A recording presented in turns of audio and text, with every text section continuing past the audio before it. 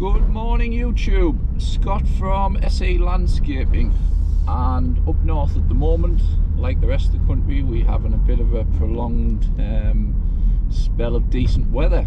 We've had 3 days of dry, things are drying up, we've had a bit of wind which has helped as well, and it's looking good right into the weekend. So first cuts are taking place now, still only with the light kit. I did, believe it or not, see a company out on one of our local industrial estates, was it yesterday, with a triple ride on, which, as everybody knows, they're about a ton, and basically he was ploughing, he was making a mess. So that's why, like I say, up north, yes, it's a bit different down south, but up north, that's why we don't go out with a heavy gear just yet. It's just too wet, and like I say, if that's how some companies wish to make money and just to get money in the bank, that's not how we operate. I'd rather leave grass that's a foot tall, to be honest, than make a mess. So we're going at a lot of stuff with a small gear. I'm going to be cutting today a bit later, but the main thing I want to talk about today is I'm going to pick up some new tools. And what it is, as everybody knows, I'm big into my Stihl battery equipment, and my local dealer, who I've got a good relationship with, obviously they have a full demo kit that they lend out to people, and each year they obviously renew it. Last year's is all up for grabs, and the lady in charge sent me a list of products and said, do you want any of these items? So I looked at the list, and yes, most of the stuff's repetitive. I've got most of it, I've got a lot of it twice. So, but when I looked at the price and everything and how much work it's had, and obviously machines are still under warranty, I thought to myself, if I can get a reasonable deal by buying it all together, then we would get it.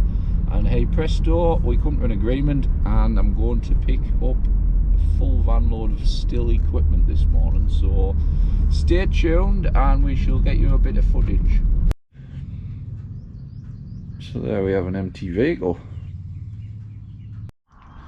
And there we have it. So there you have it, guys. A van full of battery tools, which is adding to our existing battery tools. There's one or two items that I will be selling on, but the majority I will be keeping. For instance, I've got 5 chargers there, I've already got 3, so, but it was just by buying it in bulk, it has saved me money.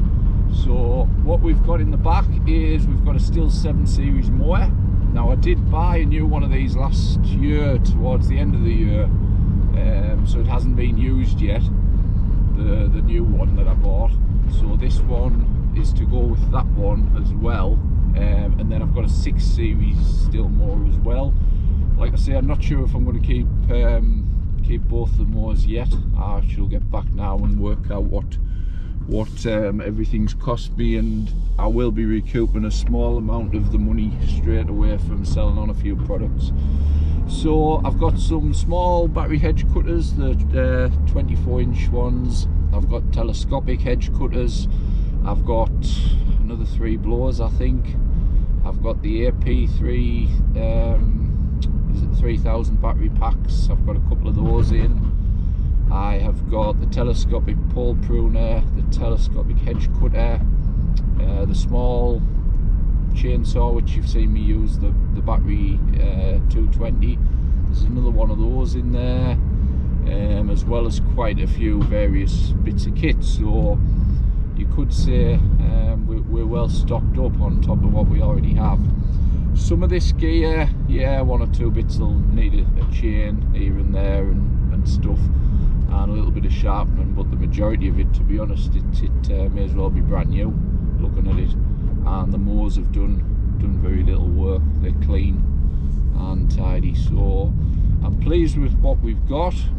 I won't need, unless the new stuff comes out, but as far as I know, the new stuff promised from Stihl is still stuck in containers, and release dates, which were going to be April, May not happen until the back end of the year, even next year. So unless the new stuff came out, I don't think I'll be buying any more battery stuff.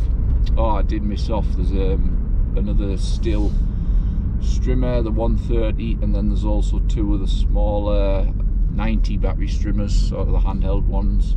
There's another couple of those on the back as well, so that's something else that I forgot to mention, that you'll probably see if you scan in on the video. You'll probably see those in the back or on the pallet.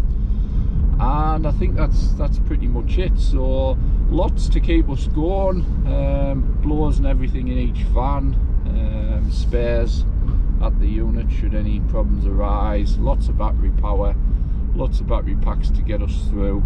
And the good thing is the new stuff I've bought over the winter, to be fair, it's very close to paying for itself. Yes, there's initial outlay, but you're saving on fuel every day that you're not using it, and the electrical costs, yes, they are there for charging, but they're minimal. So the stuff gets charged on a night in the unit. Downside is we have no heating in our unit. It's basically a storage unit, and sometimes the batteries, they won't, if they drop below a certain temperature, they won't start up. So what I've built in the unit is just this little area with some carpeting around, so that when they put there on a night, they're a little bit warmer, they're not getting the cold, because it can drop really cold where we are, and that tends to keep it right, so that when I test everything on a morning before it goes in the van, it's all running nice, and it starts first time. Same with the telescopic stuff. If you've got an open back transit or similar vehicles, you'll find sometimes on a morning in the really cold weather that when you arrive on site, you just need to put that item in the van, because it's dropped below a certain temperature and it won't start. So you'll get there and you'll think, oh heck, what's happened with this? Is it broken? It's not broken. It's just the fact that the temperature's dropped. So the best thing is, if you're travelling to site in the winter, you're usually travelling in a warm van, and if the vans are like mine, the transits and things, they've got a big cab. So while you're sorting yourself out for 5 minutes, getting ready for the job you're on, bang them in the cab.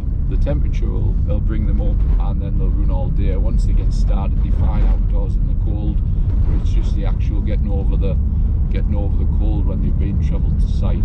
So just a little tip there on the stuff. Apart from that, we're not finding any problems. We're not finding any problems with the gear. It's running like it should, and like I say, saving us money.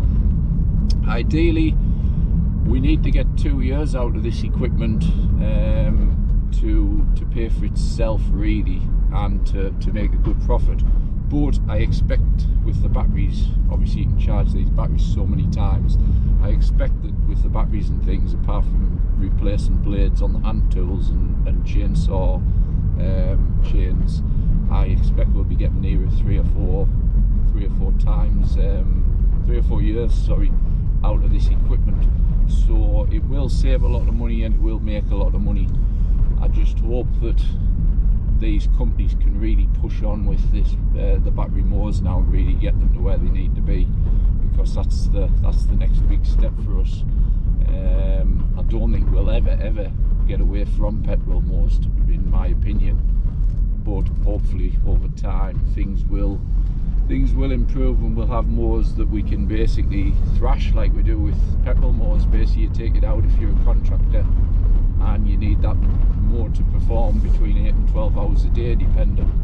So that's what we need from batteries eventually. Whether it'll come, we don't know. I mean, there's a lot of issues with cars and stuff.